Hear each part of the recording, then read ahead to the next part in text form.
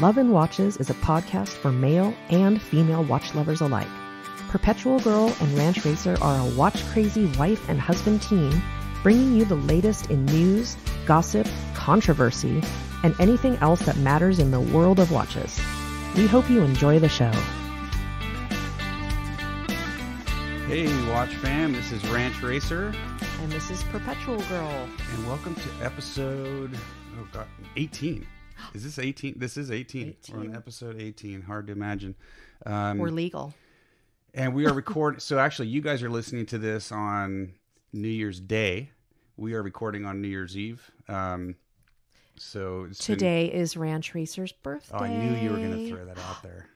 Happy birthday. It is my birthday. So yeah, we did a little breakfast with some friends this morning and just been kind of relaxing, but we got our New Year's Eve beverages with us today, and we're gonna try to stay up till at least East Coast New Year. That would be big for us because usually we fall asleep before East Coast New Year, and that's 3 hours ahead. Yeah, we're like the chickens. They go to sleep, we go to sleep. Yeah, so but it's been kind of a relaxing day. We just got off of Mike and Kaz of our sister podcast, Two Broke Watch Snobs. They were doing their live stream, so that was fun. But speaking of time differences, we're very excited today. We have our second guest of the podcast is on today, and we will be introducing him in just a moment.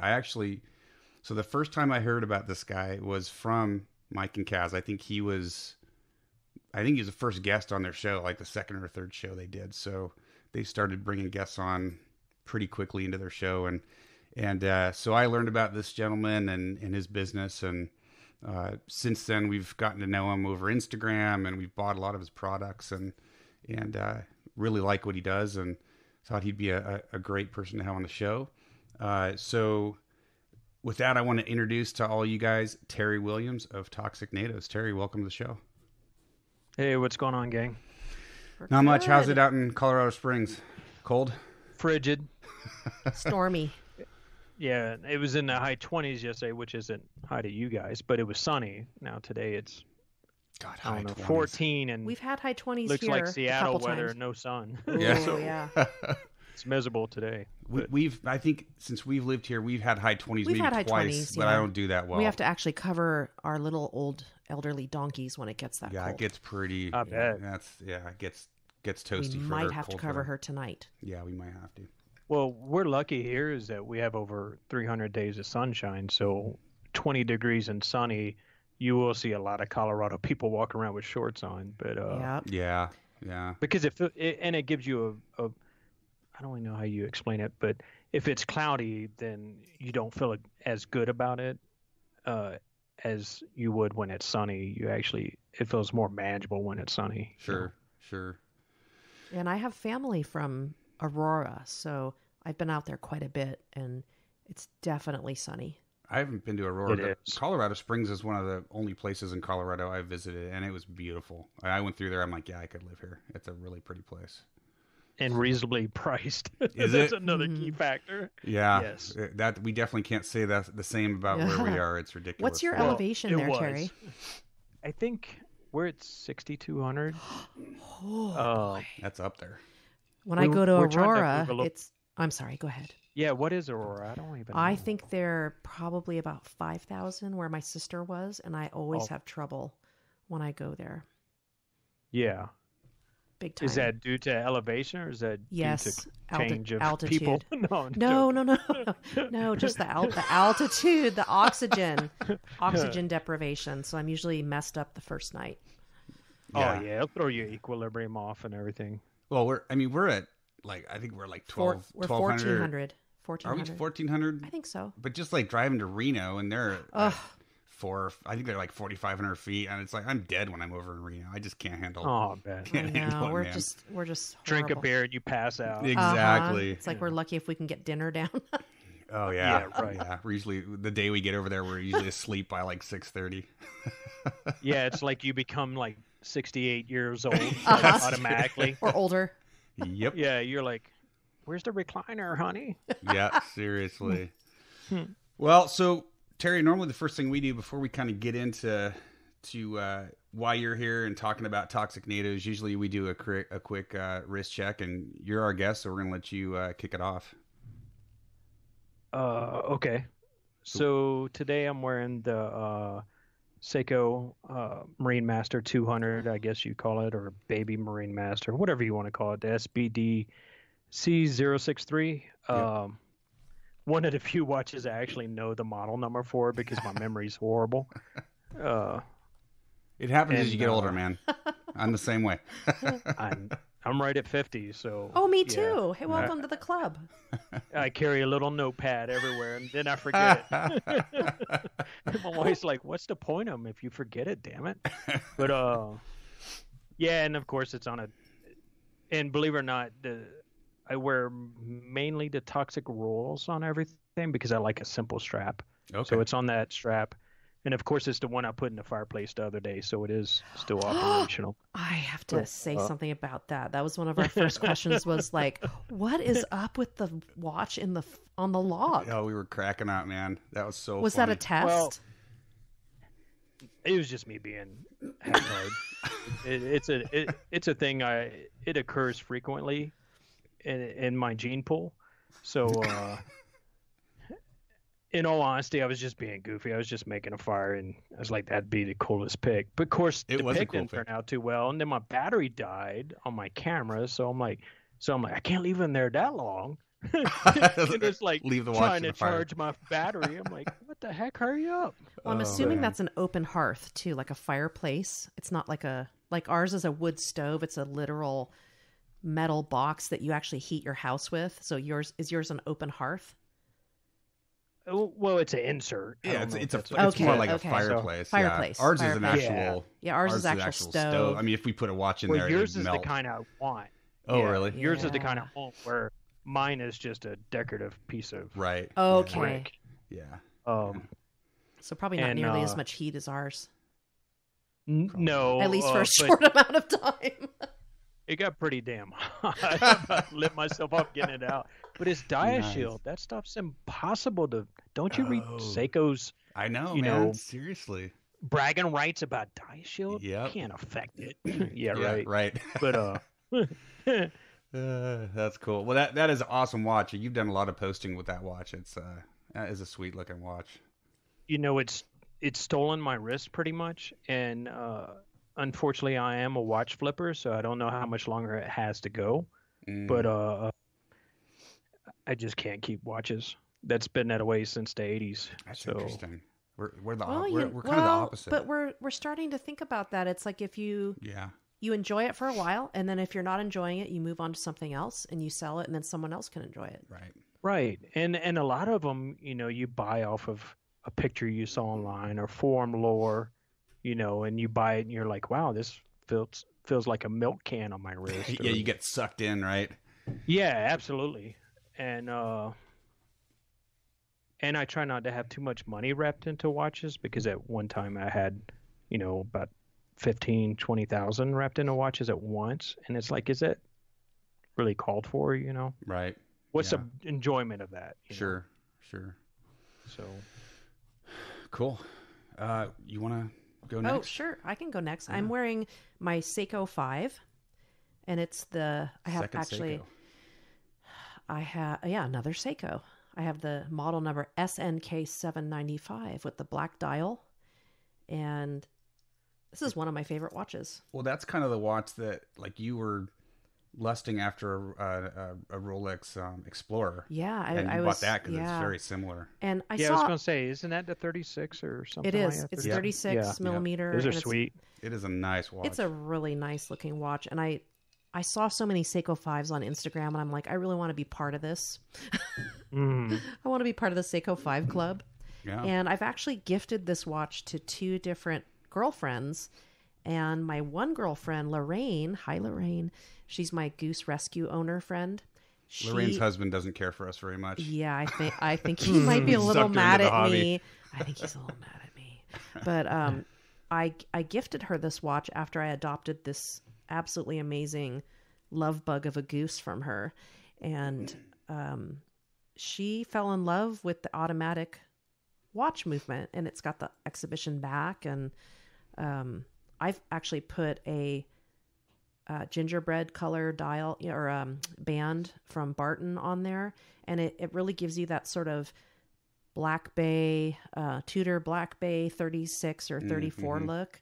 And you can do so much with this watch, and it's just a really good, trusty, solid. Oh, it's versatile watch. And I was wearing this most of the day yesterday and today, and I have my I have a silver bangle on with it too, so it's looks good. They match up nice. Well, I don't have a bangle on. I'm sorry. No, you don't have a bracelet, dude? Yeah, that's a different podcast. I have an anklet on. If that matters. Is it very fine gold? I had a gold anklet in the 80s. Well, mine's made out of barbed wire because I'm just that cool. Didn't Two Broke Watch Snobs give away that watch a few times? I think. A Seiko 5? I think they've talked about that model a few times. They definitely talked about it. They might have given it away. I don't know. They did give away. I can't remember, but that watch is super versatile. It's I love just it. so Day clean. date. You wear it every day to anything. I mean, yeah, you can wear it with anything. Yeah, and they have so many different colors. Like the blue dial is more expensive. Oh, is it? And the white, yeah. I like the black. I think I it do just, too. It just kind of goes with everything, You know, it'd be sweet. I think if they did a matte gray or something, that'd be sweet. But that would. You know, my only disappointment with that watch, most people probably wouldn't agree, is that as cheap as it is, I think when you shake it, I expect to hear like a brick flying around or like loose bolts or something, because that watch is so cheap, but it's not. No, it's not. It's not. It's cheap in price. Well, it's inexpensive. Yeah. It's crazy. It's actually really good quality. You can't hack it though. That's the only problem. And you can't manual wind it. But, no, I don't even care about it. But if you're wearing it all the time, it doesn't matter. No. Well, and if I'm worried about, being off 30 seconds, then I don't need a doggone watch. Yeah, it doesn't matter. Oh, I know. That's a good topic, because I find that I just if I'm close, I look at the ridiculous clock on our oven that's like 40 years old, and I'm like, oh, 125. Close enough. It's probably 10 minutes off, whatever. Right. It's close it's enough. Like if I'm off, 30 seconds or something, I need to get a life. And that's a thing that we talk a lot about, is that when everyone got cell phones, no one wore watches. And I'm hearing a lot of older people say, a lot of younger people are wearing watches now because they don't want to have their phones right in their face. Yeah, it is trendy right now for sure. It's super trendy, and I think it caters. There's different styles that cater towards the current group that's interested in it. Mm-hmm. And then there's an older group that likes a different style of watch, So like you have those, are they called movement watches? Oh, MVMT. They just got bought by Movado. Yeah. Kind of like that, where, and in all honesty, they probably don't work worth a damn anyway. Or Dan Wellington. Still, same kind of thing. Yeah. And it's more of a talking point, I think, or wearing goofy socks or a hipster beard, something that's worth they want to talk about with somebody else, I think. Yep. No, for sure. But I think that's, this little Seiko it's cool. 5. and you talk about, you expect it to rattle, right? And Kaz will probably smack me for this, but I spent more on our Vostoks than I did on this little Seiko 5, and it's just so superior in every way. It's such a good watch. There's a lot of guys that are absolutely blind to Vostoks about how amazing they are, and they are not amazing. Well, I've taken ours in our hot tub and dunked it a numerous amount of times. It did survive the dunk. That's far, true. It might have been a full moon, because that was not happening. Yeah. Well, we haven't opened it up in a while. Yeah, no, I'm afraid to open it up. I don't want to look inside. You're gonna have a swamp in there. Well, it's got a scuba guy on it. You should be able to take it in the spa. Yeah. That implies. That doesn't imply anything. Didn't IWC just have a watch, or JLC came out with a watch with a diver on the back of the case, and Jason Heaton took it diving and the crown broke off or something. That's right. Yep. Yeah, I remember that. And it says in the manual, do not dive with it, but it's got a diver on it. Come on. Yeah. Well, that's all marketing, and it's crazy. Totally. It's like the Navy SEAL JLC. Another joke. But anyway. I love my Seiko 5. Yeah, that's a good watch. It's on the front of my. It's right in the front of my watch case, and it gets a lot of attention. Yep. while the Vostok is back there drying out. Right. It's like a wet dog. I'm joking. Oh man, you know, and the Vostoks. Don't get me wrong, they're fun. I love the dials on them. My They're Scuba really, Doo dial they're is fun beautiful. looking. It And is. it's And like they serve a purpose. totally. They And totally serve. A They're purpose. so different. It's like when you just winding them or doing things with them, they're like such a completely different. It's like being back in feel. the 50s, right? In the 60s, Like Soviet Union. Yeah, winding it's like cranking up a car with old hand cranks from It the is. 1920s. I know. You know, It's pretty fascinating. That's a good example. That's a good analogy. yeah, it's like a bow-legged person trying to wind it. I'm sorry, they're janky. But they're cool. So They have a their lot own of way. personality. Yeah, a lot of personality. Yeah, character. That's Yep. what they call it. Yeah, for sure. All right, so I'll kick mine off here, and then we'll get into what we're here to talk about. So today I'm wearing actually a watch that just came in. It probably came in a couple days ago, but it was sitting in the lockbox. But this one's in for review.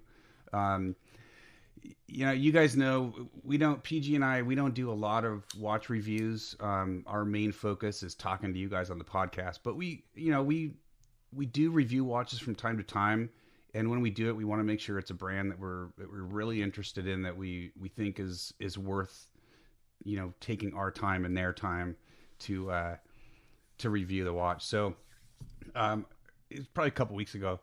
I'd been following Notice for a while, and a couple weeks ago I reached out to Wes, and he sent. We talked about what would be a good piece for Love and Watches specifically to review.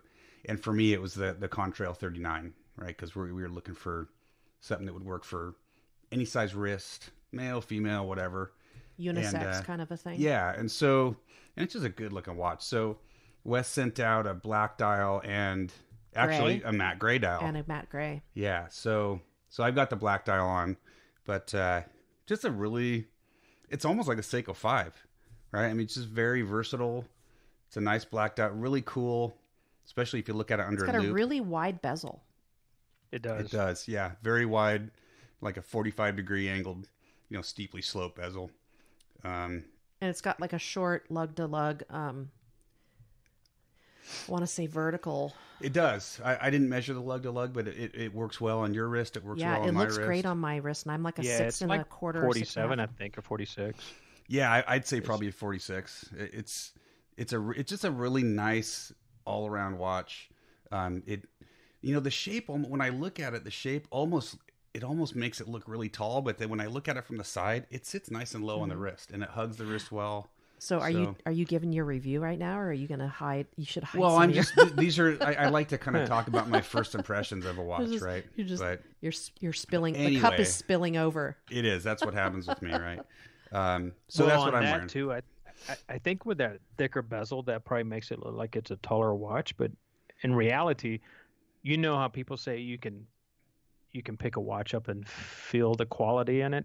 Yep. I felt that in that watch and the Avalon at Wind Up this year. Oh, the Avalon is beautiful. It is a pretty watch. Yeah, it is. It's a little bit bigger than Seiko SRP or Turtle or whatever you want to call it. I don't like to call him a turtle because I just think it's a cushion case diver. Mm-hmm. But the Avalon's a little bit bigger than that, but the finish on the case blows away the SRP and then some. But the Contrail, I really liked them. But like you said, even if you don't like the watch, it's hard not to like the owners. Yes. The owners are really great guys. Anybody who puts that much effort into a product, I can easily stand behind. Yeah, for sure. I mean, there's so many micro brands these days, right? I mean, everyone decides that they can build a better watch or do it for less money or whatever. And, you know, some of them are good. Most of them are junk, let's face it. But these guys really put the time into it. And I don't think they came into the business just to make money like most the current market right now. It seems a lot are coming into the micro brand world just to make more money. Yep. And I think they actually came into it with their heart. I agree. A need. Yep. So you can't replace that with money. I'm sorry. No, and I don't think they're the guys that, go to the Hong Kong Watch Fair with 15 grand and start a watch brand. I mean, they were passionate about it, and they thought long and hard about it, and they've really produced what looks to be a really good product. And, we'll have them for a couple weeks, so we're going to develop some opinions of these things. But so far, what I see is really impressive. And for the record, I think they came with 18 grand. I'm joking. So a little bit more. No, I don't. Okay, so Perpetual Girl just left and came back, and she's got the gray dial on, and nice. it just wears real nice. It's a matte gray. Yeah. Yeah, it is. It's a sweet gray. It's because it doesn't. I don't know. It absorbs light instead of reflects a lot, so I think it's more legible as a matte. Yes. Oh, definitely. Yep. It's definitely legible. And they didn't put a crazy inner dome on the crystal that ruins the dial. It's actually readable. That's another pet peeve of mine lately. A lot of brands are coming out with, including Seiko. Don't put a crazy inner dome on it unless I'm an absolute diver, because it sucks out of the water. It's perfect in the water, but outside of the water, I can't read it.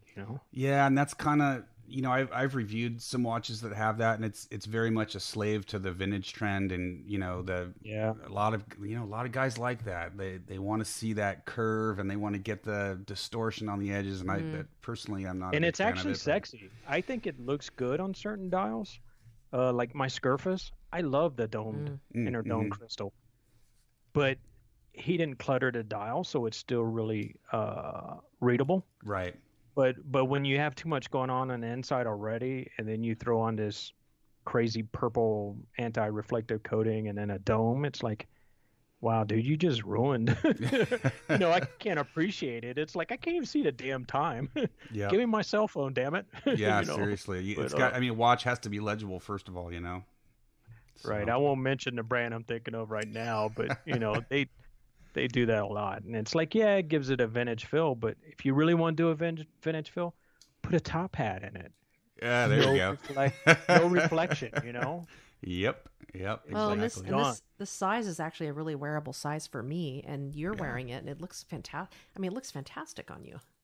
I think it looks good on both of us, and our wrist sizes are basically a full inch off, and it looks good on both. So it's. And the gray really almost blends in with the stainless steel, so it's very monochromatic and modern. I like it. And the black is a little different, so it's there's a lot of different twists with this one. Yeah, I'm already amazed right now. You said a word I've never been able to say. Mono something. Oh, monochromatic. I'm an art major. I have a degree in art. That's my old life. I have a bachelor's degree in art. We be smart here on Raven Watches. Yeah. We're smart hillbillies. I'm sorry that I showed up to this podcast. No. You're going to go away going, what the hell? That's all right. One of my favorite things is spelling, so it's just kind of something that works in my brain.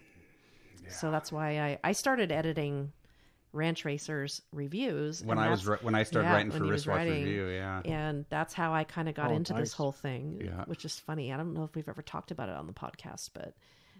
We have. This was all your idea, pretty much. Well, we'd sit around and have these huge, in-depth conversations about why watch companies don't make watches for women's size, and they think we just want diamonds and rose gold, and we don't. We want the same exact watch, but just a little smaller. Right. So, seeing a watch, in a like the Seiko 5 and a 36 is, it's a perfect size for us. And we have a guy in our Red Bar group. He's not a big guy. You're like 6 inch.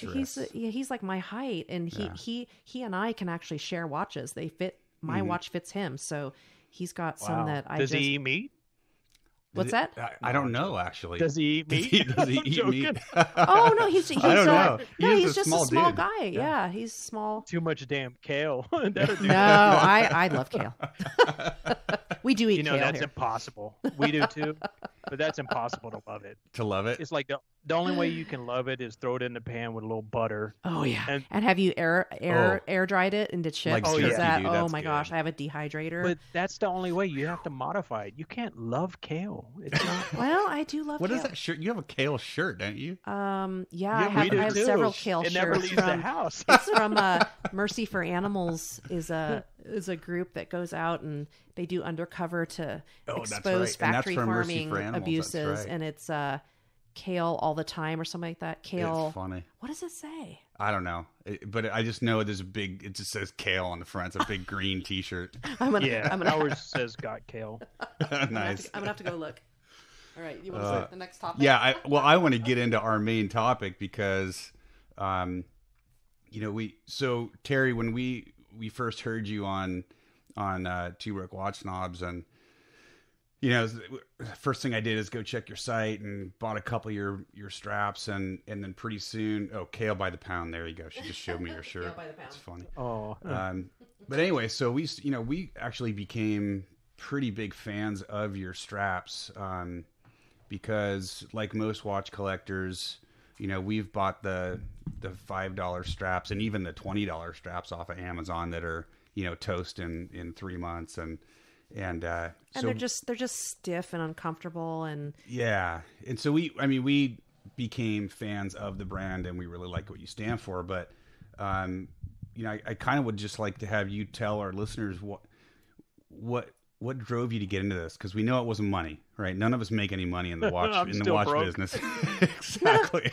Damn it! They told me I was going to get rich. You're not quite. Said. You haven't quite hit the $1 million mark yet, I'm sure. But I mean, there had to be a reason for why you said, "I got this. This has to happen. I got to do this." Well, if I was smart, I would have been like David Chappelle and bought a truck full of Cool cigarettes and sold those instead of. You'd have made more money.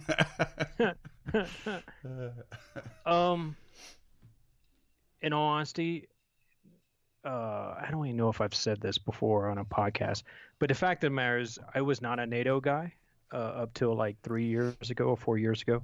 And there's a watch forum I go to a lot called the Dive Watch Connection, and that's pretty much where I hang my hat and have been for about 9 years or so.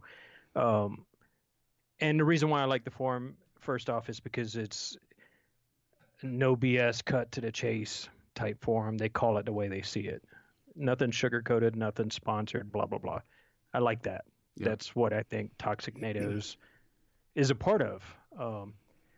So I own quite a few Grand Seikos and Rolexes over the last, 15 years. Huge Seiko guy. Always been a Seiko guy, even though they're really disappoint me with quality control last few years. But I'm sticking with them for a little while. Yeah. And so I had my fourth Seiko Marine Master, and yes, I'm a little thick, so I had to buy it 4 times, and I owned it. I think the first time I owned it about a year or something like that. And of course, I listened to a lot of forum hype, so I put a dome sapphire crystal in it, which ruined the dial, and then I put a Rolex crown and tube in it because everybody said, "Oh, it needs a triple lock gasket." Blah blah blah. Oh, jeez. Yeah. It did not, but I put one in it. But either way, and so when I got to my fourth Marine Master, I was like, you know what? These watches are really uncomfortable on my wrist. How do I make it more comfortable? And multiple guys were like, you need to try it on NATO strap or whatever. And I'm like, dude, those are cheap straps. I'm not putting that on my watch. And I hear that today, from people. And I'm like, they were cheap straps. And then somebody told me about a particular brand that sells straps in my price range, in the price range we sell in currently. And I was like, you know what? I'll order some straps from them. And the straps showed up, and they were the wrong size. I was like, man. So I shipped them back overseas and said, hey, sent him pictures, said, hey, it's the wrong strap, blah, blah, blah. And he said, okay, I'll switch them out. Cool. Month later, no straps, no nothing. So I pinged him, and he basically said, I don't need your money. I'm so busy that I can shut down weeks at a time to fill orders and then open back up and still make money. So you can, pound sand. That's a saying we say in the military, basically. It's a good way to get a reputation. In the airline industry. Yeah. Jeez. Well, this guy's been in business a long time, especially the strap business and watch business, and he's still in business now. And so at the time, my wife was in the hospital going through chemo. So we were talking, and she's like, what's your problem? Because what I do is when I have a problem, I don't talk about it. I'm really quiet and blah blah blah. And she's like, "What's going on?" And I So told you're a her the guy. story. What you're saying is you're just a guy, because we're pretty Yeah, much all the pretty same, much. right? Yeah. Yeah, I've been told that a Yeah. thousand times. So I was like, here's the deal. I told her, and she's like, what she said some very choice words, and she's like, how's this guy still in business? And I'm like, I don't know. And she's like, you can do better than that. And I was like, no, I can't. Oh. I can't sell. I can't lie to people. She's like, why would you lie to them? Just come up with a product that you think's better that you can stand behind. And she didn't say put them out of business, but provide something that you didn't get. Sure. And I said, yeah. And she goes, just make a better product, So I was like, well, at the time, I've only been in business 3 years. So at that time, there was other brands that were doing a good job already, but I thought there was a niche, an area that I could have filled at that time. And so I started, and then she asked me how much money I had. I was like $78. She's like, well, that's going to hurt. And so, but I don't have Virgin. What are they called? I can't remember what kind of investors. I said Virgin investors. That's wrong. But not angel investors. Oh, angel investors. Okay. And I didn't take a loan out. That's why I'm still small. I wish I was bigger. My wife keeps saying, you're slowly trucking on, so don't, take your time. But Sure. so it's tough when somebody goes, can I get a rainbow stripe with black beads on a strap? It's like, well, I have to buy 350 of those per size. Right. And then I have to be able to sell them. I've got straps. Matter of fact, I had 18 millimeter straps when I started. I don't have them anymore. There's a reason why. Yep. And now these guys, every blue moon, come out of woodwork and go, I want an 18 or a 19. And I'm like, well, I'm sorry, dude. Just not 1 millimeter. 19. My God, I've got one watch that's 19, and it's just really. Yeah, it's like, well, it's 1 millimeter. Okay, what is that? A sheet of paper folded 3 times or something like that? Yep. Is it really that? What I have learned though is that 1 millimeter makes a difference on certain weaves of straps. So if you use a plusher weave like a Shiznit, matter of fact, yep, it will scrunch up. But if you use like a regular Toxic Royal or a N80 or whatever, it doesn't scrunch up. So it looks like it's made for it. Interesting. So 1 millimeter is not really that significant, but on certain things, it can be more noticeable. Yeah, absolutely, because it'll bulge up. But Sure. So then that's why Toxic NATOs started, and it's evolved in a lot of ways, but there's a lot of challenges, and the biggest one is trademark. Oh, interesting. Well, actually, I lied. The first one was trying to get a U.S. made strap. The metric system in the U.S., unless I come up with 10 grand, they're not making me. Because they have to change the way they make their nylon. Yeah. Tooling. Yeah. I talked to Danner Boots, North Face, Patagonia, a company out of Massachusetts. There was like 10 of them. I went through the list, and those aren't small. Those are not small companies. Patagonia you're talking some good-sized companies. Well, and I didn't know where to start, so I was beating on every door I could to say, hey, and they all, pretty much told me, and also, but and then I came over to Asian manufacturer, and which is cool, but in all honesty, I would love for it to be in my own country, and that way I can deal with. That way I don't have a language issue, which has happened multiple times. Matter of fact, my one straps are called Blue Falcons for a reason, and that's because my manufacturer Blue Falcon me, which basically means I requested something, gave them drawings and everything, they sent me or something I couldn't put my name on and feel comfortable about. So they're sold at a significant discount, and luckily 2 years later or 3 years later, I'm almost out of. Yeah. But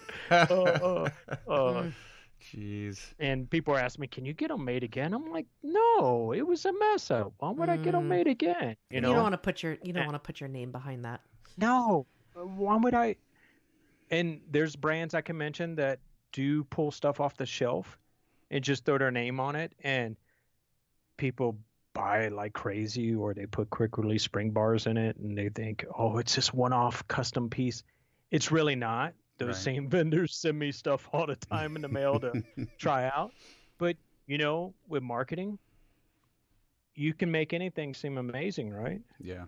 But that's why my marketing sucks. Oh. My marketing is not well at all, but, I think my products stand for themselves. Yeah, so marketing's a tough thing. Ranch Racer has actually a degree in marketing. I do, and I hate it. And he hated marketing. it. He hated it. Hate it. I'm going to school right now for Are you? marketing.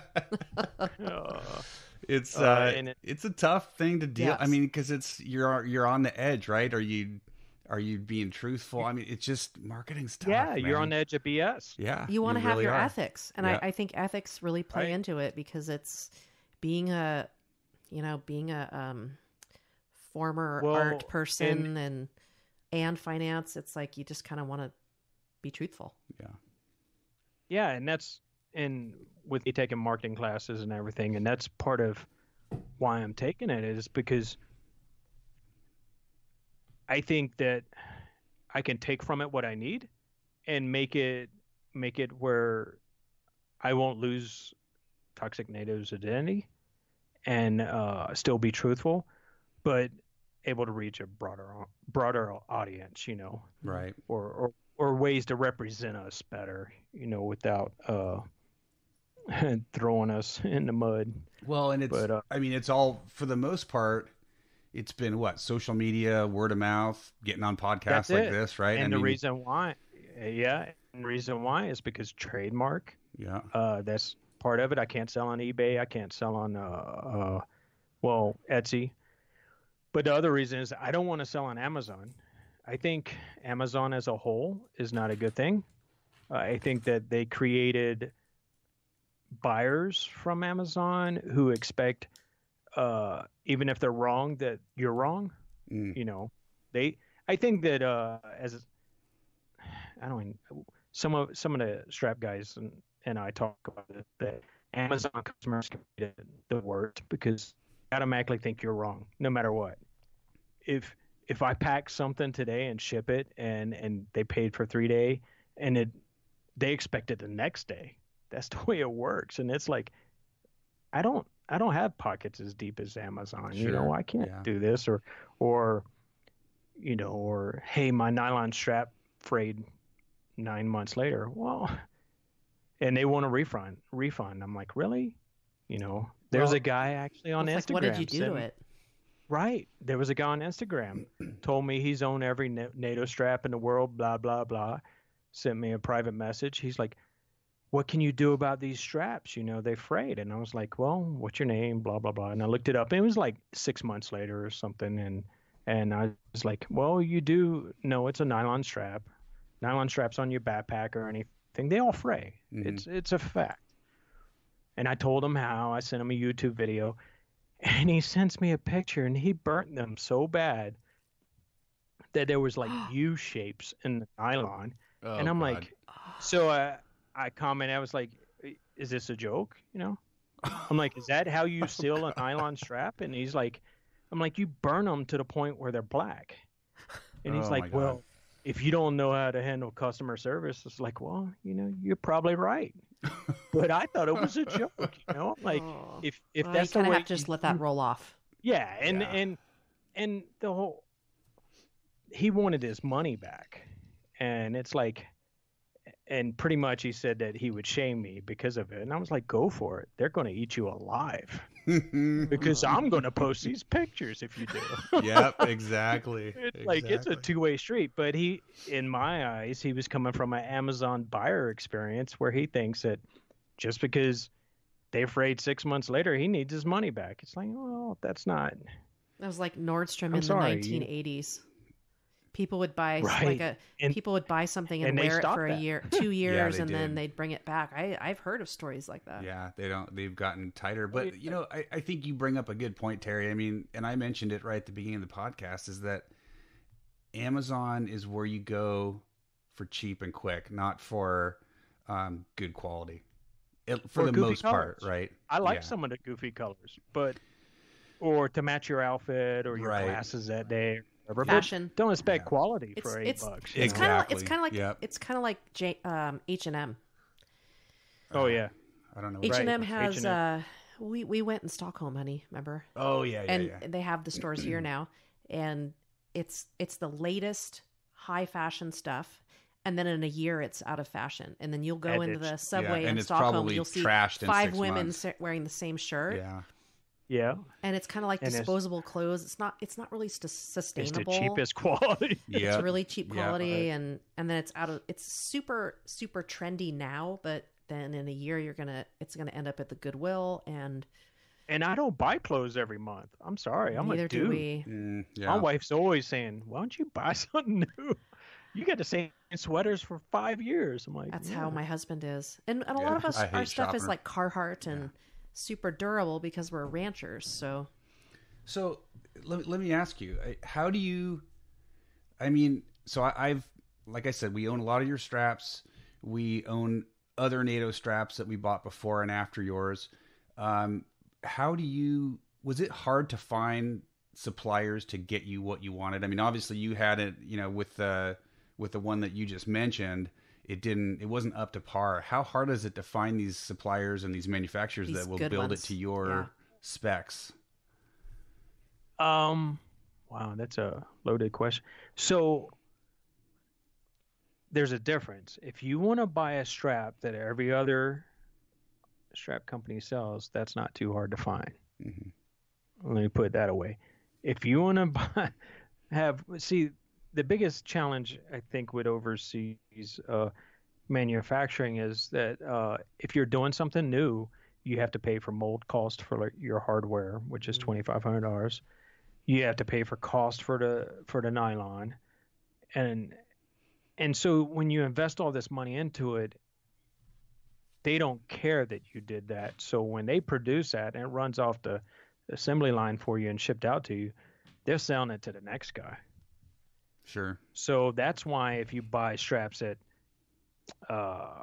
Blue Shark, which is a great dude, Yep. Joe's an awesome guy. Good straps too. And Yeah. he spent a lot of money starting those straps up. Well, if you go online right now, there's about 20 other manufacturers carrying the same straps that Joe carried originally. And there's a reason for that. Manufacturers overseas don't care if you paid for tooling and everything. So they copy. you lose out, you know.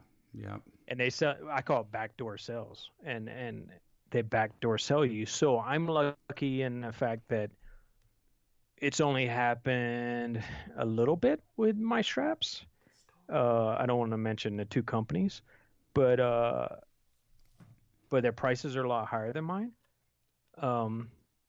So there is bleed over there because mine aren't.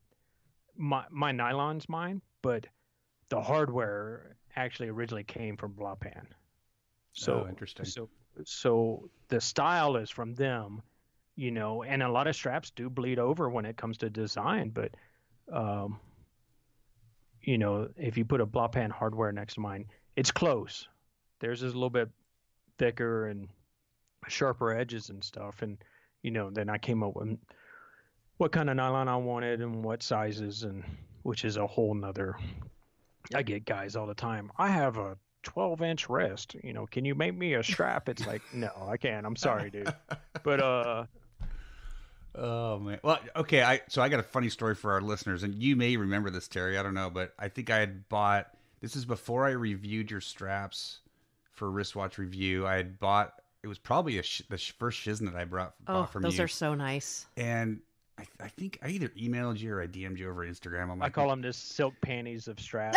oh, it's totally the silk I'm panties. I'm not awesome. a NATO person, but I love those things. I love those straps. And I think, I reached out to you. I'm like, man, I love these straps. I love this material, but I'm a single pass guy. Can you make them in single pass? And you're like, Yeah. dude, just cut the other strap off. And we're like, oh. I'm like, oh, duh. That's Didn't I so send you smart. pictures on how to do it, or I don't know if you said you're like, just cut it off and then burn it a little bit. Oh, and that's there's what a way I to did. do it It's because like, I just took a scissors it's to so them. easy, but it's My kind other of funny ones. because as consumers, we're all like, we want things the way we want things, and as a manufacturer, as a business, you have just to cut it. You've got your limitation. I just thought it was funny. It's like, dude, just I have cut to it off, find a man. happy medium. Yeah, exactly. So for like those, most buyers like the dual layer. They don't know why, but they like it because it's a NATO strap. And it's like, in reality, for me, the second layer, the only thing it could possibly work for is if you're taking your watch off and you actually hang it by the end of your buckle. Oh, to keep yeah. your head from sliding off. It'll if keep it. you have a lot of gap in between your Right. lugs and spring bars, but normally you don't. So I think I read somewhere that, there's a lot of myths and stuff about what NATOs are made for, but I think it said that pilots back in the day used to hang it from their headboard on their bed by the second. I don't know if it's That's true. cool. All I know is it feels like crap when I got a tall Well, watch. and I've got a tiny little wrist, so a NATO strap for me just makes a watch bigger and bulkier, and then you've got the tail that goes way up around the top, and there's more buckles and On a small wrist, so Yeah. I like to I've cut the But if you second cut part the off, too. that's the thing is if you don't have that second small strap, then you can move the watch head anywhere and you can position Exactly. the buckle anywhere you Yeah. want. You can center, and Yep. and that's something a lot of people say. Can I center my buckle? Well, you can if you do it that way. Yeah. If you trim it.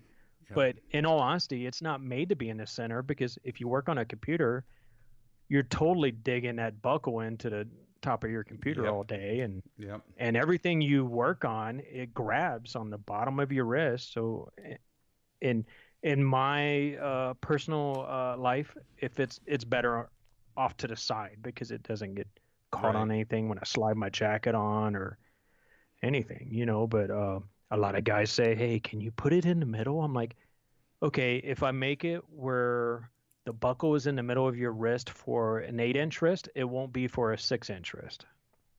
Yep. And it won't be for a 10-inch wrist, because that changes, length each time. So, Yep. Yeah. Well, which brings in, go ahead. Oh, no, go for it.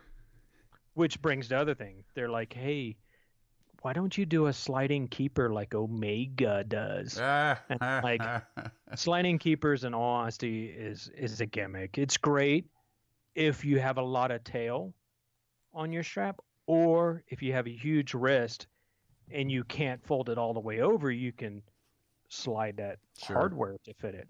Yeah. But for the normal guy, 6.5, 7.5-inch wrist, it's not needed. Yep. It's a waste of, and honestly, it feels janky to me. It feels unsecure. Like when I'm sliding it around, it's like, oh, I want it to be firm and, there. I have one with the sliding keeper and the tail always comes out of it. Same It never there. stays in there. I'm not going to mention their name. I've got It might be the same, but it is. I know exactly what strap you're talking about. I got prototypes for that strap. yeah, And I was like, there's no way I would carry that. I'm like, it doesn't if work. you fix this and fix that, they're like, and manufacturer said, we'll find another buyer. And then that was the last I heard until they popped up online with this special name. But That's so funny. certain things. I don't know, just marketing. Marketing makes it theirs. Yep. Yep. But yeah, you were talking about where I advertise at. I really don't. I do Instagram, some on the forums. I'm not on What You Seek, which is the biggest forum I think around there. Mm-hmm. I used to be on What You Seek, but they didn't like me. So that was. It's easy was not to prior be to liked Toxic on What You NATOs. Seek. It's a tough Well, forum to be on. That was prior to Toxic NATOs, and in all honesty, I was too opinionated, and at the time I didn't understand What You Seek was a money making machine. Yeah. Yeah. So when people would show a product, I would be honest that, hey, I don't think what you're providing information wise is correct. and What You Seek does not like that kind of replies. So, and that was like 5 years ago or 6 years ago, prior to Toxic NATOs. Does that hurt my business now? I don't believe so, because I'm still Terry. I still call it the way I see it. If it's black, it's black. If it's white, it's white. There's no gray area. But What You Seek changed more to a marketing machine or a money machine, and it just wasn't a fit for me. So and I'm on some AR-15 forums and stuff like that. I'm on Reddit, Rolex forums, but yeah, it's just, and I just started Instagram, I think a year and a half ago. So it wasn't, I wasn't marketing with Instagram really. And I don't really consider Instagram marketing. I consider me being a dork and showing it to everybody out there that there's a dude behind this product. It's my Instagram's not a product. If it was, I would be posting every single day strap photos. That's boring. Well, and you look at, there was a lot of businesses, a lot of big corporations, but businesses of all shapes and sizes that jumped onto the bandwagon of social media, Instagram, Facebook, whatever. And now I'm kind of seeing there's a little bit of a retraction there. It's not what they thought it was going to be. And especially now with Instagram and they've made all the changes to their algorithms. It's harder to get in front of people. I think there's better ways. I really think there's better. Instagram is fun, and for us, we use it as a fun way to kind of interact with listeners. But at the end of the day, I think it's more fun than serious. Yeah, and I like it. I'm not a Facebook guy at all. I try. I don't like the whole ban. No, I don't even know what. I don't know what turns me off about Facebook, but I try it, and I don't think it's a bad tool if you're a Facebook person, but I'm not. So I think I would be lying if I was on there posting all the time. And I don't have hours and hours and hours to spend. Right. Yeah. Well, and I think Instagram is more focused on the actual hobby, where you can get into a group of watch people and you're not going to get a lot of other things coming into it. So it's a lot of different people coming in with a common hobby and a common love for watches. You're not going to get a lot of politics or any other things. Right, and the politics drive me crazy on Facebook. So so it's actually embarrassing to read some of the stuff people I consider friends are saying. We got off of it years ago. Our personal accounts, we bailed off of Facebook. We've got one for Love and Watches. I think the last time I logged into it was 6 months ago. I mean, I did a cross share through Instagram, exactly, and that's it. Yep, and I might reply, but my extended family use it a lot, so my wife does Facebook stalking, so she can tell me hey, so and so died, or she's a troll getting married. Exactly, but we don't comment, and I don't post my kid on it. But I used to, like, I did it when I was in Iraq because I was over there for 4 years. So we used to use it a lot to keep in touch then, but I still was not comfortable with it because it's my information and my family. I don't like to share it.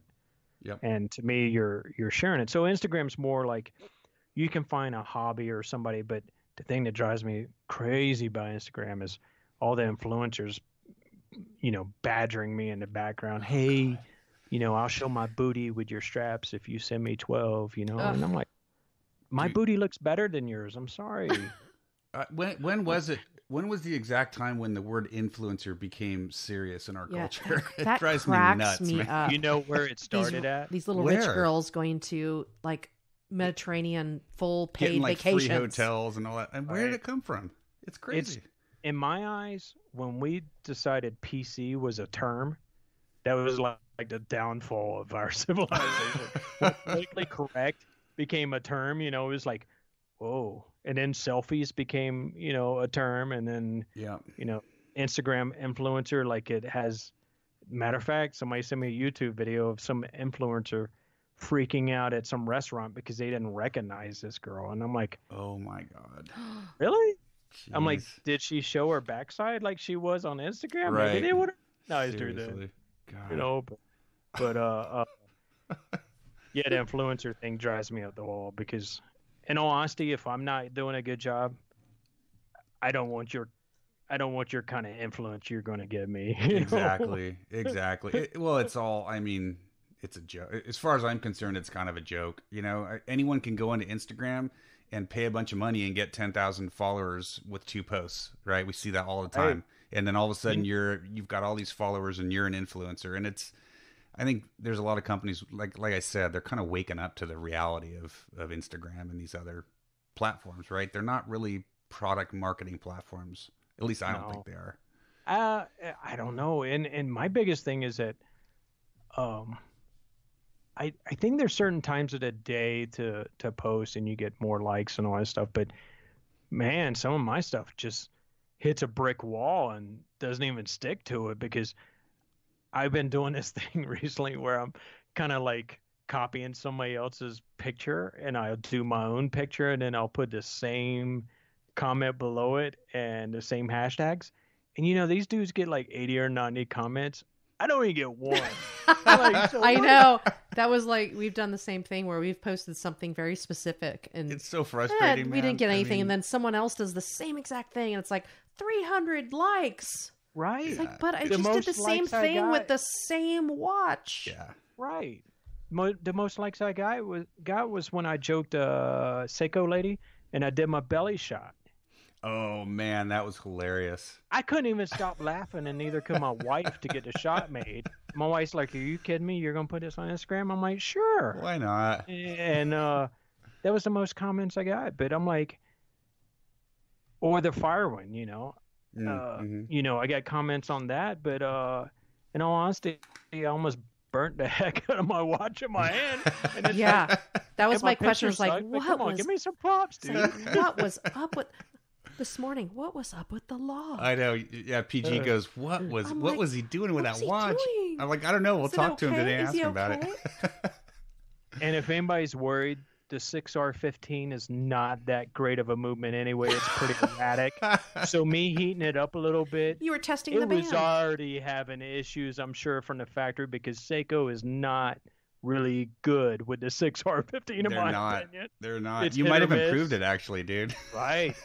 You know, a little heat seasoning. That's right. Right. That's right. It might actually heated up those oils and they got to the joules it was supposed to go to. Exactly. Seiko, fix it, dude. But before I sell it, of course, my watchmaker would go over it and all that stuff, because I'm sure guys are like, "Oh my gosh." You know, people on Reddit wanted to burn down my house pretty much because I posted that picture. Jeez. They were so mad. I got so many downvotes, and I'm like, it's just a watch, dude. Yeah, exactly. Come on, guys. It's for fun, right? I mean, And some dude's like, you could have used this program that would have put your watch in front of a flame and it looked real. And I'm like, but it's not real. Right, exactly. That's marketing. Right. Oh, man. But so I don't have a rhyme or reason why I take a picture doing something stupid by any means. But hey, if it gets attention, it gets attention, right? I mean, I don't know if it does. I get these likes, but no comments. Help me. I know. You know, I mean, if our listeners know, because we've talked about our frustration with Instagram many times on the show, and for us, we've just kind of put it in perspective.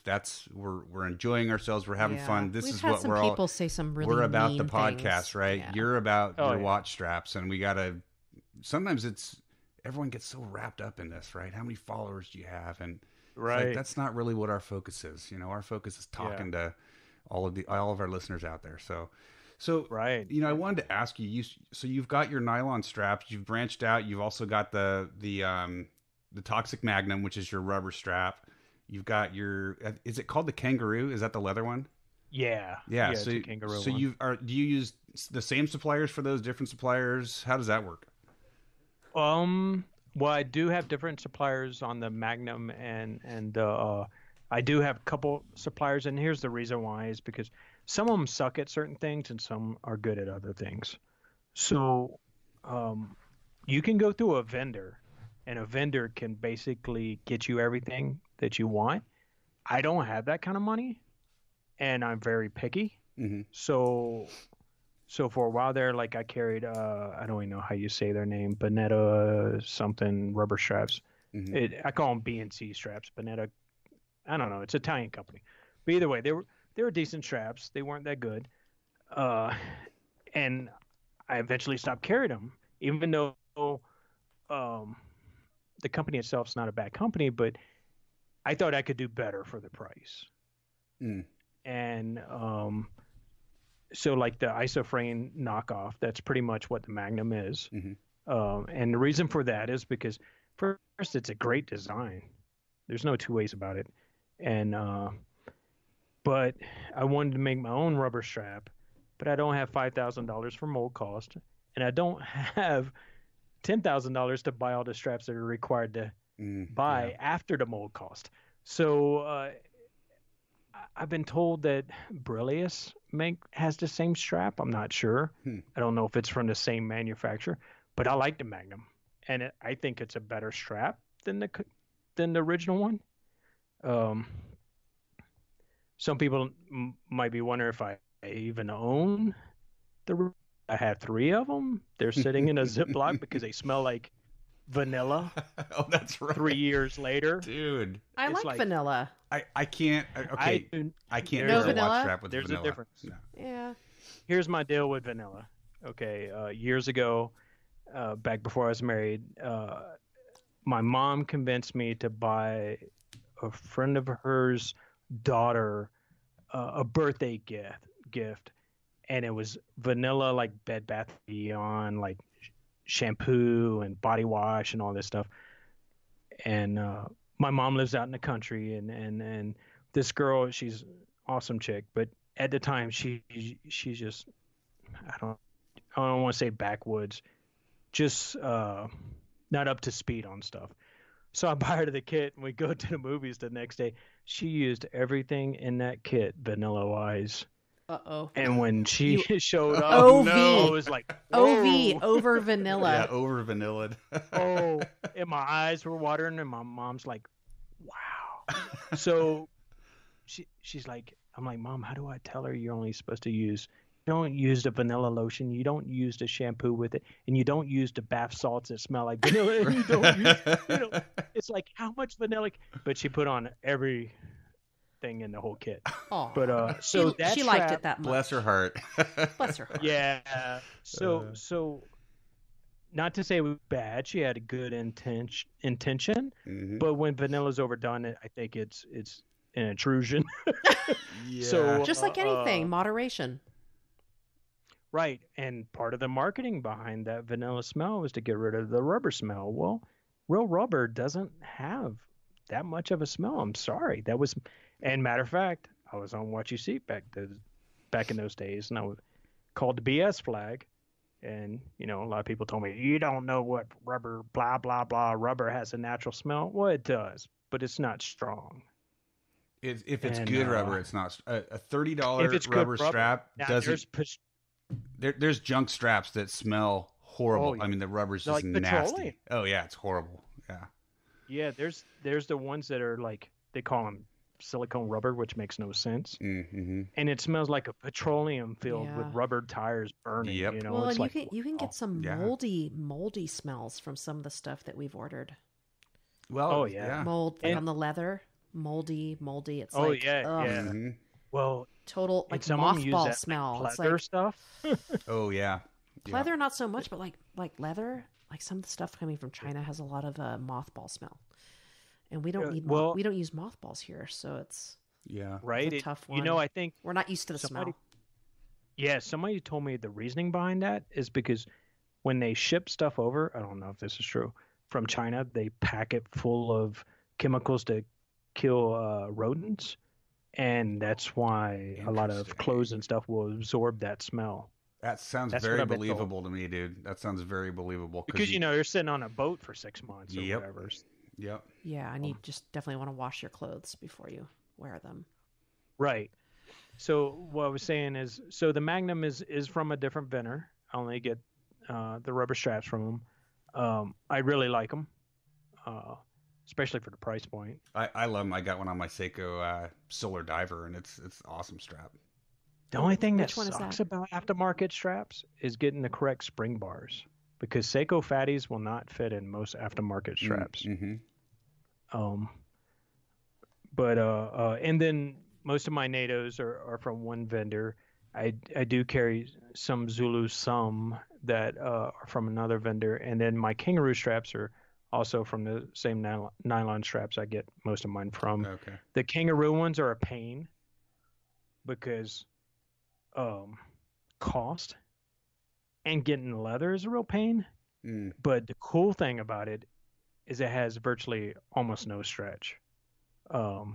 If you ever had a leather NATO, your buckle hole will change over time. Yes. Because it stretches and stretches and stretches. And kind of like if you ate at a buffet every day and your waist keeps stretching. And you don't and wear stretching. your buffet pants. Yeah, right. And your belt gets farther and farther out. And that's kind of like, leather does that, regular leather. So a lot of people make leather really thick. Well, as a NATO strap, it sucks because then you have this 1.7 millimeter thick strap and your watch is like teetering off your wrist, Or you can't fit it between the case and the spring bar, right? I mean, yeah. And it's like, that's horrible. So with the kangaroo leather, I read it's got 10 times the I can't even talk, tensile strength. Oh, I didn't so know that. we can keep it at 1.2 millimeters. Wow. And like one of the ones I wear exclusively in the winter, I've had 3 years and it's still in the same hole. So they're sweet. They just don't. It doesn't sell real great because a lot of people in America, I think, are like kangaroo. Ooh. Well, yeah, not real well known here for sure. No, but in overseas, that's where a lot of leather comes from, especially Australia. So, where here it's cow. Yeah. So, where over there they're like cow leather. That's really. I had no idea about the strength. That's really interesting. But it makes total sense that you'd want to make a NATO strap out of it. Well, no, the cool thing about it is I don't have to change all my hardware because it's the exact same diameter as my other straps. Right. So, yeah. Except for the Shiznet. Shiznet's a little thicker. Yeah. Due to webbing. But God, it's comfortable. Where'd you get that? Where'd Shiznet come from?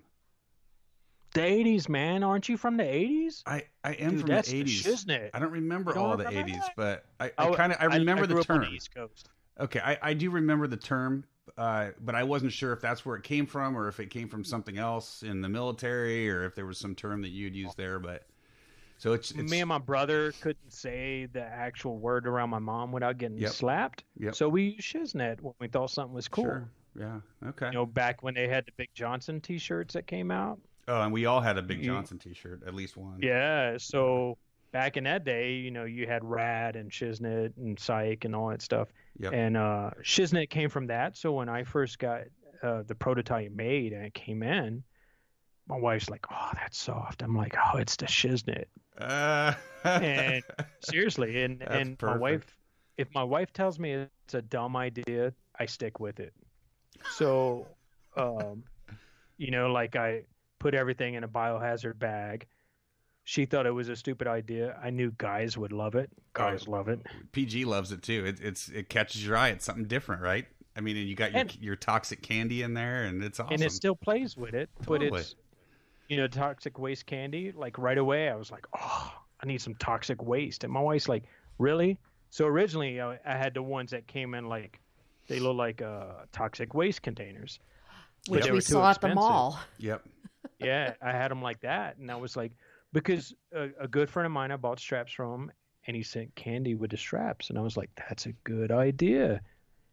Yeah. And since I'm a broke dude trying to start a business, and I'm like, I don't want to do fancy packaging. I don't want to put this in some crazy, wicked box with like this cool storyline and serial numbers and all that. And you're going to throw it in the garbage. Exactly. It becomes waste. But you know what? I have every single toxic bag that our straps have ever. Them. We use them all the time. They're great. I've used them when I have a medication I have a reaction to. I put it in that bag and I say, that's a warning. good idea. Yeah, I'm like, do not give this to me. Do not give this to us. And the candies, man. They're horrible. They're so bad, but if you didn't ship them, I would be so bummed out if I didn't get my toxic candies with my toxic strap. And he tasted all of them. Oh God! if you can get past the initial sourness, they're good. Are they? So maybe I I just need couldn't to get try past the them initial because I piece. love sour. And they're I don't know how many so seconds sour. it's at. It might be like at 68 seconds or something. Oh yeah. But it dissipates. Are they But gummy? No, they're hard. No. Oh, they're see, I hard, need but to. I think I've got some in there. I love Sour Patch Kids, and I love So the do I. atomic fireballs, and Yeah. You'd probably like. I mean, for me, it's 10 I'd seconds, probably and dig it. it's And gone. then I just can't do it. Just do a chaser with some, Rolaids. It's kind of a ways into it. I don't, I haven't timed it yet, but I think if it had a gel on the inside, it'd probably gag me. But Yeah. if you can get over the initial part, it actually dissipates quite a bit. I think the worst one for me is the apple. Yeah, that's the first one I tried. I think I'm getting into a giggle fest. It She's makes red. like 6 hairs on my back stand up when I do the apple. I'm like, oh my gosh. Oh, And, what's the most mild one? Maybe that's what I need to try the most mild one. Apple's pretty bad. the watermelon's pretty good. The water. Okay, because I think I've got some in there. Maybe I'll try the watermelon because I And just can't. I think the black cherry can kind of make your nose hairs pucker. Oh, I think man, it's black cherry. So, They're- it's so bad. They're just so sour, dude. I mean, They are, and but it was a way that I could play along with it without, breaking an arm and a leg on cost. sure. Yeah. Because I can't tell you how many people will actually request extra candy for their kids, and my other deal was the Ziplocs work great for storing straps in. Oh yeah, I store all kinds of watch parts in those things. Cases, Same I mean, here. everything.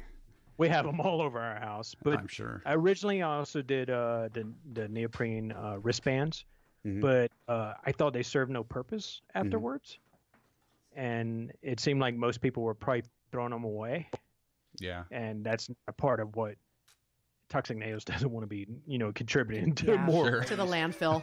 Yeah, and so I do include stickers too, just because I know everybody uses stickers. Yep. I see a lot of the stickers on Instagram. People are putting them on things. Yeah, and we've got them on stuff here. I've got Dude, you know what happened at Wind Up? What? So I passed out stickers the night before, and somebody posted one on their sponsored glass outside Wind Up. Did they really? And later on, somebody came up to me and was like, "Hey, dude, you can't be posting that up there. That's where our sponsors are." It wasn't me. My bad. It wasn't me, but that was my bad. That's funny. It's all fun games. I mean, I think to me it sounds like, I mean, it's cool that you're going to marketing class, but you're doing a lot of the right things, and you have grown just through word of mouth. And I mean, I would tell our listeners, just buy a strap to get the damn bag and the candy. It's so cool, and you're going to love the strap at the same time. But it's neat how you package it all up and offer it as a product. I think it's pretty cool. Well, and the hardest thing is that most people, including myself at one time, is it really worth more than a $5, $8 strap? And it's really hard to correlate that Yeah. without you seeing it. Yep. Kind of like watch guys having to sell a watch with pictures, like Monta ran into years ago. Mm-hmm. They were trying to sell product at a certain price point. A lot of people were looking at the pictures going, I don't see that price point. Yep. And I was one of those guys that said that to them, and they fixed that issue, and now they're a great product, and they were then too, but at a better price point. So it's kind of hard to correlate that. And if you don't have to go through something like that, you don't want to, right? You don't want to have to No. adjust. I mean, that can be tough on your brand, and it was tough on those guys too. And they do make a great product. Oh yeah, and it was really tough on them, but man, they did a great job. They did. Yep. And I absolutely loved the Triumph, and I owned it, of course, but Yep. Oh, that's right. Yeah, I remember when you were selling it. I just don't keep watches long. But I kept that one for 6 months, I think, or so. But I'm trying to. I want another one. Yeah, they're sweet. It blows away the quality of any watch in that price point. Yeah. When I'm sitting there looking at it, and all I could see finish-wise that competes with it is a Grand Seiko. They're doing their job and then some. Yeah. Yeah, for sure. Oh. Well, dude, I mean, we could talk for We keep Well, going and for hours. I But... wanted to totally get into the beekeeping. Well, thing. that's why I wanted to end it with what's with the bees, right? Everyone was so I've interested always in been the intrigued bees. with beekeeping. I mean, we all knew you had chickens, and you and I would chat about that sometimes or joke about it. But then the whole bee thing hit, and it was that to me was kind of an Instagram sensation for Toxic NATOs. Where did that come from, dude? In my 90s, I was living in Maryland at the time, and a restaurant, Italian restaurant I worked at, the owner was a beekeeper, and he needed a lot of help, and his kids were lazy. So at the time, if he provided the beer, I came over and helped. So because I need some motivation sometimes. Absolutely, we all do.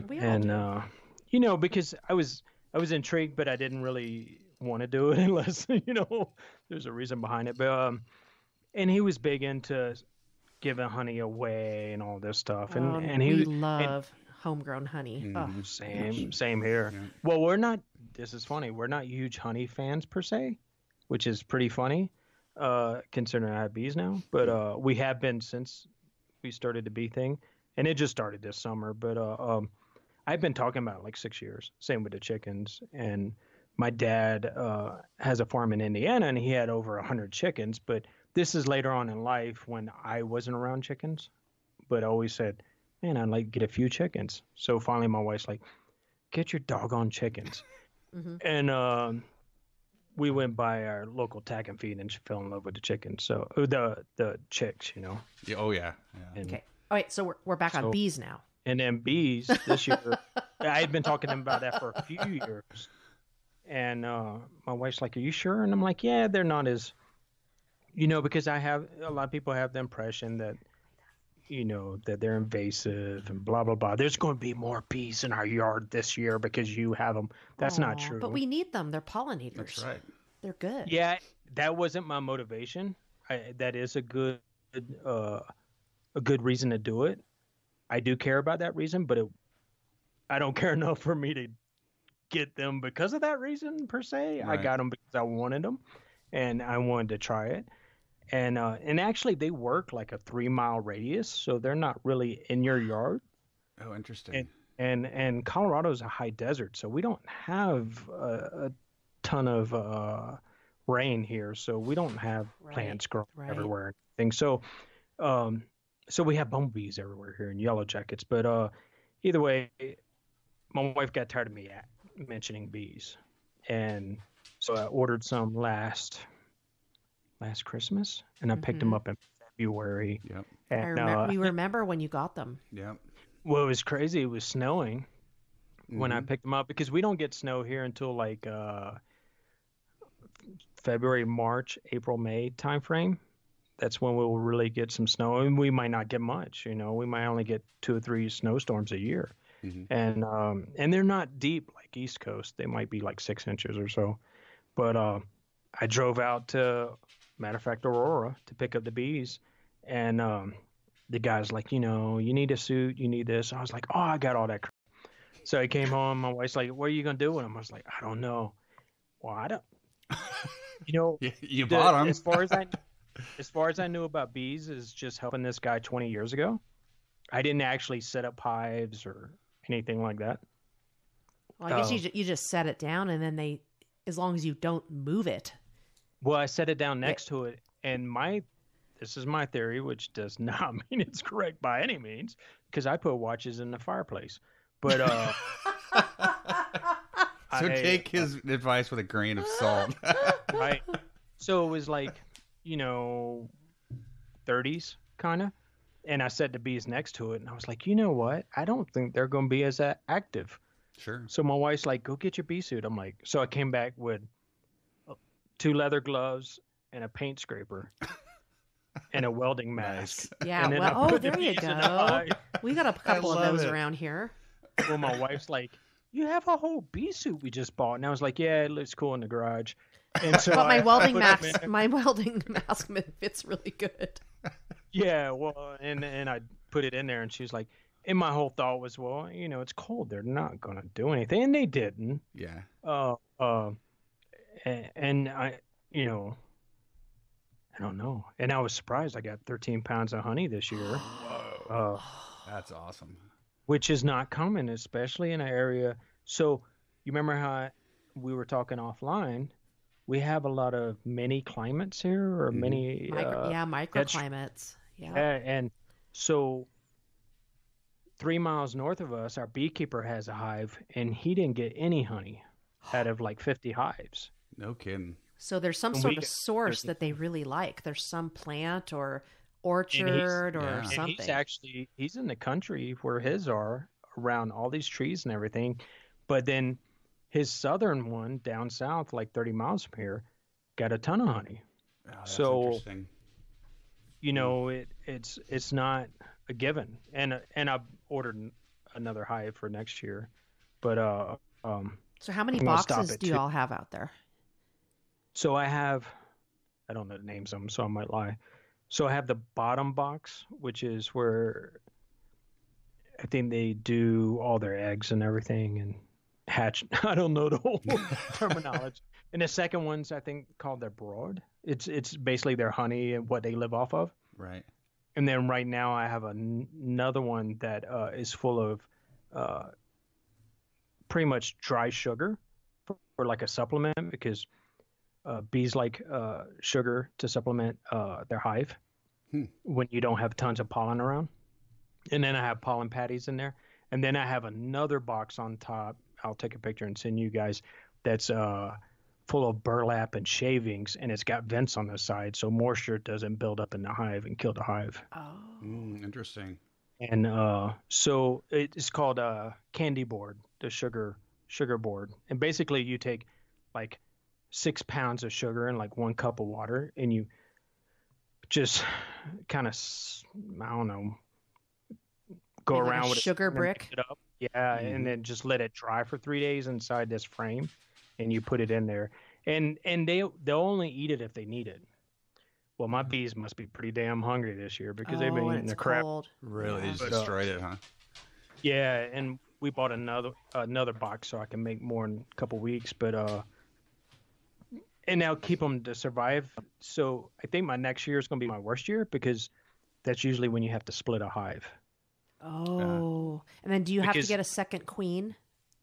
Well, supposedly, when I pull the frames out and look at them, there's going to be like a thing that looks like a peanut shell, and that'll be your queen in there. Mm-hmm. So the old queen will lay a new queen, and you have to split that, put that in another hive, and then see if it will hatch. But hatch, I don't even know if that's the correct terminology. Yeah. It's not chickens, damn it.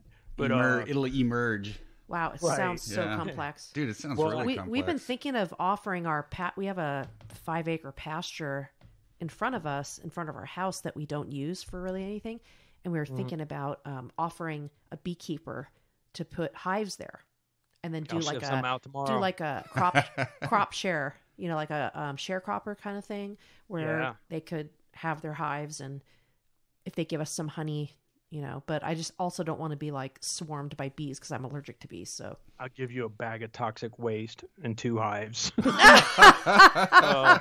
Dude, actually, you know what? And we don't get freezing weather. I think I see toxic honey in your future, dude. Right. Toxic honey. I'm gonna start I would love that. Candy.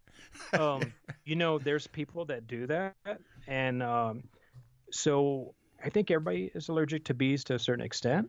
There's a difference between death. and getting a sore or something. Yeah, I got stung, and I had a massive anxiety attack and like a total blood pressure. I mean, but you don't need like an EpiPen. That was one time, but I think the next time I might have some trouble. Well, everybody, their blood pressure goes up and everything because you're fighting the poison from the sting. Yeah. So that's common on everybody. Yeah. I didn't know this so everybody gets some swelling. Some might be more than others. So like I told you guys yesterday, it was warm yesterday, and I actually got stung because I was playing with my hive without my suit on again. And I got stung, and then I took the stinger out, and my one arm did swell up some. So I'm allergic because it is invasive to my body. Right. But I don't have problems breathing. So if you have problems breathing, then you're Anaphylactic. actually like death, Yeah. type of allergic to them. But like Kaz, his chest still hurts Oh, dude. 6 Oh, months after no. Hong Kong. I that's know. right. He Yeah, got he got stung. And he still Yeah. and he still can't sleep at night because that bee sting. Well, he's mentally allergic, Poor I think. guy. Dude, if he listens to this Poor podcast, guy. he may go into a panic We'll have attack. to give him a warning, actually. a black box warning. We'll have to tell him, Right. don't listen to this podcast, too. Oh. I'm going to send him a buzzing sound on a recording, and have his wife play it for him at night. He'll just wake up in sheer terror. Horrible. But Oh, poor guy. But that was in my daughter. She had this issue not too long ago, and she caused it. So I was over there taking the frames out for the honey, and she was up there. No, actually, I just lied. We were treating for mites, and you have to treat for mites. They say 3 times a year. Chickens So get those too. Yeah, they do. So I was treating for it. My daughter was way up on the other side of the yard, and she's timing it because I have to let this vapor inside the hive for like 60 seconds. And my daughter starts freaking out. I'm like, what's she doing? Well, a bee she's got long hair. A bee had flown by. So she decides to put her hoodie up.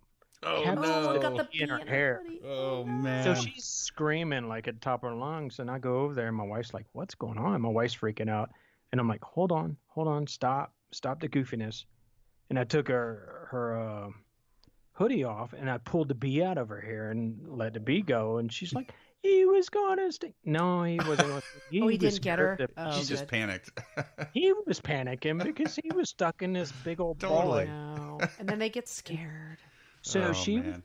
was traumatizing him. He's only got 5 weeks to live, and she like ruined part of his day in that 5 weeks. But my point is that I have learned that, like right now, bees are really protective. I read in the winter because raiders will raid the hive and steal their honey and destroy the hive, like yellow jackets and mice and stuff like that. Oh. So they're actually more particular right now. So that's why I got stung, I think, because they were like, who's this, dude? Yeah. Yeah. They're kind of Bang slowed it up. down for the winter, and they're But they're on guard. Yeah. Yeah, and actually, if it's really sunny like it was yesterday, they were pretty active. So Warming. they're still collecting. Well, they go out and still get pollen. I got pictures of one from a couple weeks ago. I was like, wow. I don't know where they're getting it from, but so it's pretty interesting because in the summer they're more manageable. I go out there a lot without a suit on. Yeah, interesting. And yes, my wife is screaming at me out the window. that would be me. Like, we spent $50 on that. So interesting. Oh, So yeah, that's it. we'll have to talk to you more about that in the Yeah, future Yeah, because it's we're super cool. we're interested in that. There's a lot of farms around here that do what you're talking about. They have guys that, store their Yeah, hives they there. winter the hives Yeah. here because we've got a lot of orchards, fruit orchards, nut orchards that they bring the beehives into, and then they have to winter. So Yeah, and the definitely cool have thing to is talk about that whatever kind of plants you have around there changes the style of the honey and the flavor of it. Yeah. So if you're like in an environment that's got a certain type of plant, what's the one in Australia? There's a honey from, I think, Australia and New Zealand or something. It starts with an M. That Is it Macuna or Macuna, something like that honey that is actually from a plant, and they use the honey. My brother uses it all the time for like sores or sore throat or like scratches. eczema or Oh, interesting. Yeah. and we Healing have properties. our local mandarin orchard. They grow mandarin oranges and they sell the honey, so that's what we stock up And on. it kind of tastes almost like orangey. The honey tastes kind Yeah, of Yeah, like it probably the has plant. some orange It taste. does. Yeah, to it. yeah. Well, Yeah, look, guys. I ours, mean, I know you two could tastes just like go. sugar. we could babble on. You guys and on could and go on. on and on about bees, but it's been fun to follow. It's the too whole, bad we don't live close enough. Yeah, it has been We'll be fun to like follow your girlfriends. journey. A bunch of hands. You can walk around and gather up the eggs underneath us. Well, so here's the if for all you listeners out there, if you guys, and I hope a lot of you go to toxicnatos.com and try Terry's straps because they really are fantastic straps and they're really reasonably priced. if you buy one of his straps and you get the candy, but you also get a couple bees in there, you know No, why. there's no bees. You might get a couple bees. There's no bees. So Kaz does not want to order a strap. Just a heads up, I'm not gonna waste my bees on any of you bums. I'll give you extra toxic waste before I give up my little dudes. There you go. But those the shiznit straps are like butter. They're. I mean, that's what got me into Toxic NATOs was that shiznit. But you make. I mean, all your straps. I've got your 2-piece, gray and black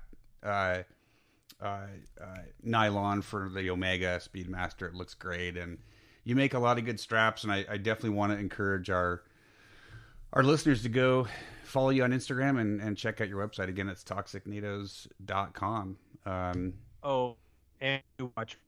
What's that? I do. We do watch repair. Oh, that's right. 2 local watchmakers I use exclusively because they're too busy to generate work. So I generate work for them and I subcontract to them full time. My prices are super reasonable. Time frames are about 10 weeks, right around there on repair. And they'll do like Rolex and Panerai, and I looked at your prices. They're very reasonable for a Rolex. We do a lot of vintage Seikos. I do not enjoy those as much. Don't get me wrong, because those movements are horrible on getting parts. So then the service time gets longer when you're chasing parts. Omega's another tough one on their vintage watches on getting parts because they mishmash so many different models together. But we do watch repair. I do have a third watchmaker that I use part-time, and the reason for that is his skill set is towards a certain model of watches that I don't get as many in, and that's Rolex. Yeah. We do quite a few Rolexes, but not as many as I like. And in all honesty, a lot of vintage guys are really getting tough to work for too, because they get overly particular sometimes. Sure. But I understand those sometimes. Well, yeah, the vintage markets. I mean, what guys are paying now for vintage pieces is crazy. But some guys want the loom to be falling off, and it's like, really, we just service this movement, put heart and soul into it, and you want me to leave something that's pretty much defective on it? That's going to get into the movement. Yeah, I can see that'd be tough. Is that the patina fad? You mean? Yeah, whatever you want to call it. Yeah, I have another word for it, but I can't say it online. You mean tarnish? Yeah, it's. I mean, they want the dial all original, even if it's flaking off, which means it's flaking into the movement. And and that it kind of retains the value, right? It's yes, just like it woodwork. does. You to can't, certain buyers. Yeah, like an antique wood piece. You don't want to refinish it, but not to all buyers, right? Correct. For me, I would be just like I don't like patina on my bronze watches. I keep them clean all the time, right? I'm not big on that, but there are a lot of guys that are big on the originality and and when somebody's badgering you that there should be a 2-year warranty on a movement service, and you inform them that, hey, the loom's falling off these hands going into the movement, right? And it stops 6 months later. How do you stand behind that? Yeah, because it's gonna stop it up. Yeah, or I don't know. That's a whole different program, but either way, thank you for inviting me to the podcast. It's always refreshing to hear different ideas or opinions on certain topics that you don't discuss every day, because watch people are basically nerds in a closet. So when my wife mentions, my husband runs a watch company, they're like, what? Nerd. Yeah, right. But so it's cool to, and that's why I like wind up and get-togethers, Sure. so that you have that common interest. Yeah. Oh, this has been really fun. It has been really fun. So it's probably our longest podcast ever. I think so. We've had a lot of good stuff to talk about. So I hope if we keep on, this is going to turn into like General Hospital or something, like a weekly series. Well, again, Terry, we really appreciate it. I definitely want to encourage all of our listeners to go check out Terry's straps. He also sells spring bars, and he's bailed me out on a curved spring bar I needed for a watch. And he sells really nice watch rolls. So definitely go check it out. Terry, we really appreciate your time, man. It's been a lot of fun. Absolutely. You guys have a great new year, and watch fam, if you ever need anything, ping me. Awesome. I'll try my best to help out. All right. Well, guys, thanks as always for joining us. I am Ranch Racer. And I'm Perpetual Girl. And we will see you guys for episode 20 of Love and Watches. Everyone take care, and we'll see you for the second episode in 2019.